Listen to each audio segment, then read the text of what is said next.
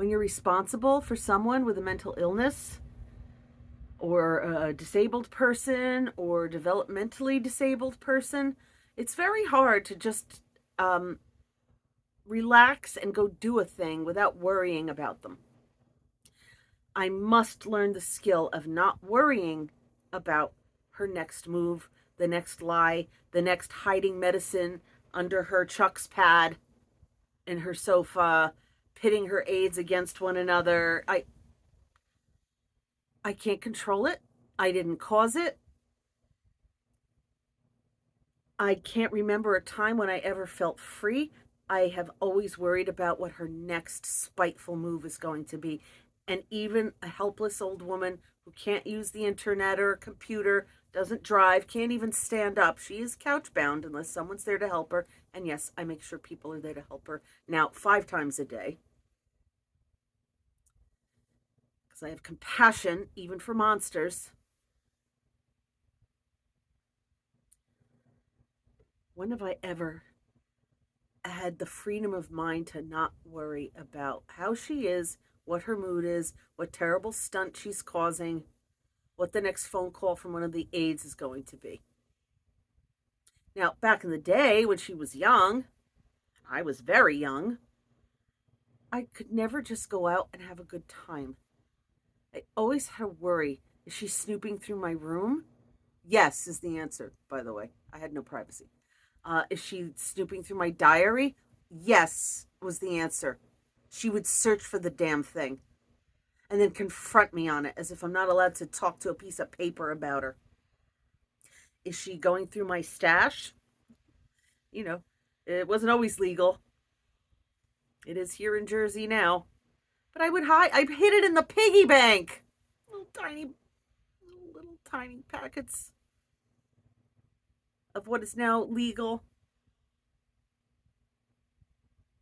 Flushed it down the toilet. Would she tell my father something and start to tell him so? Oh, look what your daughter's doing. Look what your daughter's doing. Try to get me in trouble with my father. Would she harm one of my cats? She never tortured. Please, that came out wrong. But let me tell you something. My father had a cat that he absolutely loved.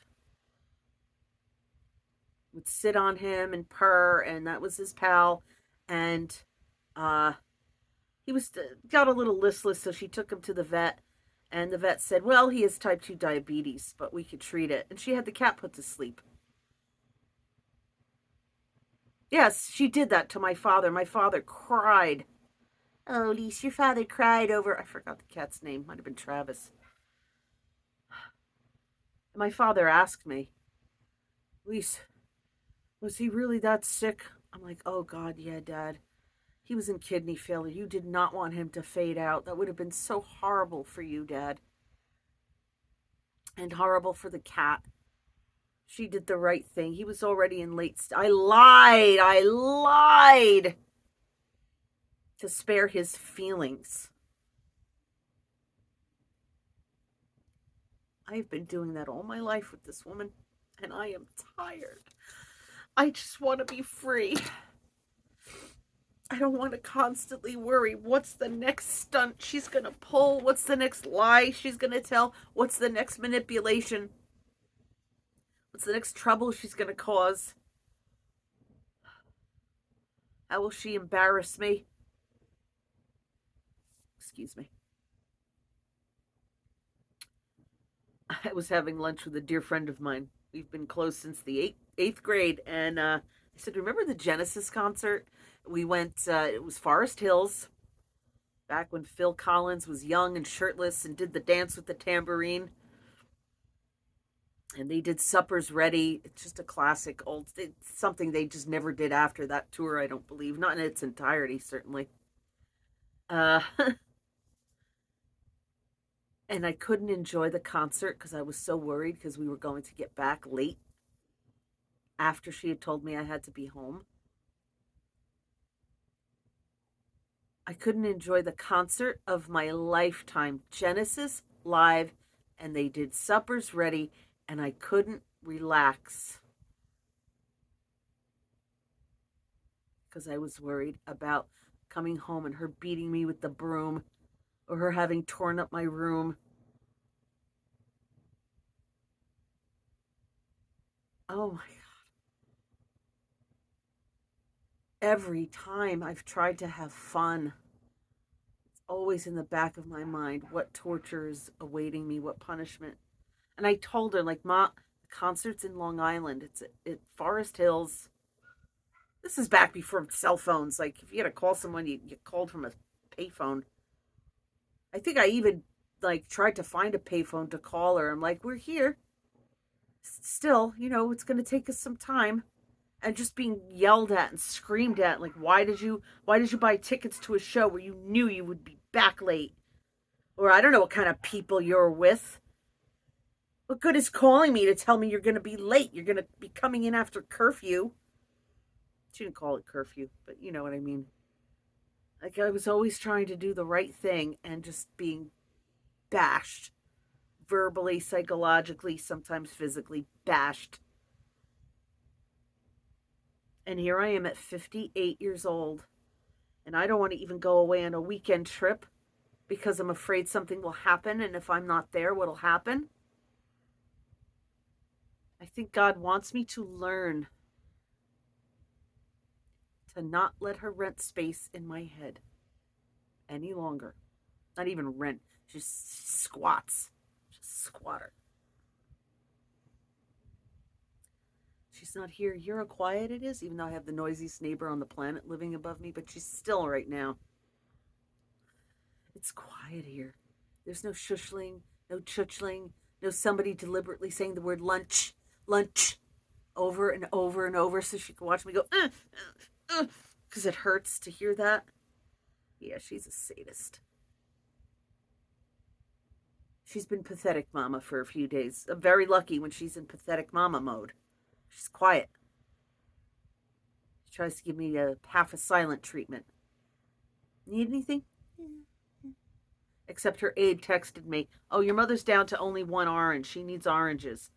Like, I forgot to look in the orange drawer. Could you have told me you needed oranges? No. She just wants to demand and then have immediate service. Everything all right? Like, okay, I'm going to go now. I have people coming to take care of you. I don't have to be here. I don't have to listen to you. I don't have to wonder what this guilt trip is about. I can just go. And 2 nights in a row, I just went, even though I still was thinking about, wow, I don't have to worry about her. It's just like, after all these years, it's really hard to set my mind free and not worry. Or even worry about what mood she's in. Who gives a shit? It's all phony anyway. She pulled some crying stunt with her aide the other day. I need to be alone. And then the minute the aide was gone, she called and ordered food for herself. Oh, yes, I would like to make sure I give blah, blah, blah. I know this because a dear friend still lives in the house and can hear everything. So, yeah. Still manipulating, still with the moods. And so, sometimes I'm like, oh God, now I feel bad. She's sad. But it's an act. Who knows what she's going to be like when the next person comes in? What manipulation, what emotion we're going to get.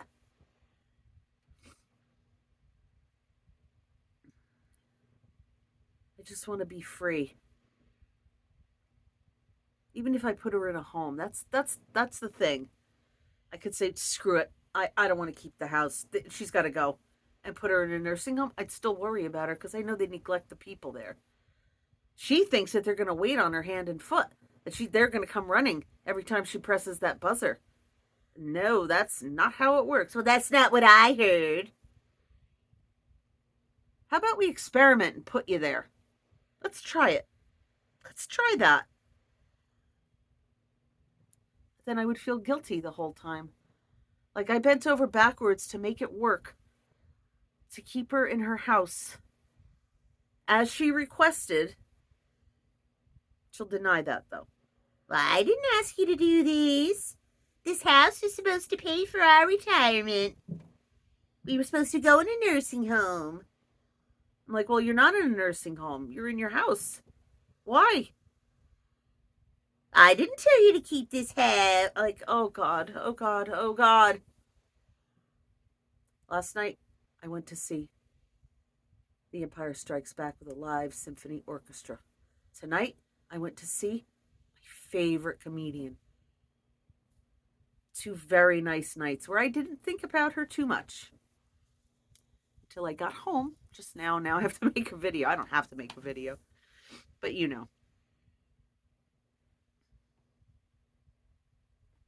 If we don't tell our stories, the stories and the feelings get stuck inside of us and they make us sick. And I know that. But I also don't want to dwell on how miserably unhappy I am being the one in charge of her life, being her, or even being related to her, or even having to see her at all.